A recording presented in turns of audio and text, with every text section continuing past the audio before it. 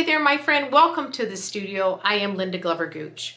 I have a short lesson for you right here. I time-lapsed a scene that I painted of Sedona. I hope you enjoy it. Sit back and let's watch this video. I am adding a nice warm wash tone, umbers, maybe touch of alizarin. Now I am doing what I call wiping away and sculpting my drawing. Going in and making large shapes, just building those dark green trees with some dark green mixtures, probably some sap greens, different mixtures. Using my air color, getting atmosphere back there, bringing that back behind those trees. There's all my beautiful mixtures. Don't you love what oil paint does when you mix it up? It's so luscious. That's my air color and warmed up with other tones, which I'm taking back into the back cliffs.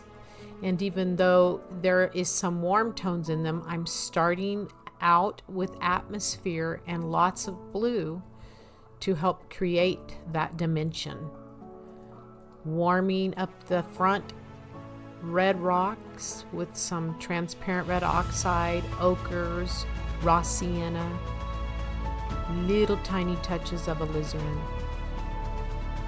and refinement. Now going back up there with refinement, some bright lights, using a rosemary brush here, that series 275 that I love. Working down into the foreground, that large bush, and then lots of warm ochres, oranges in that foreground.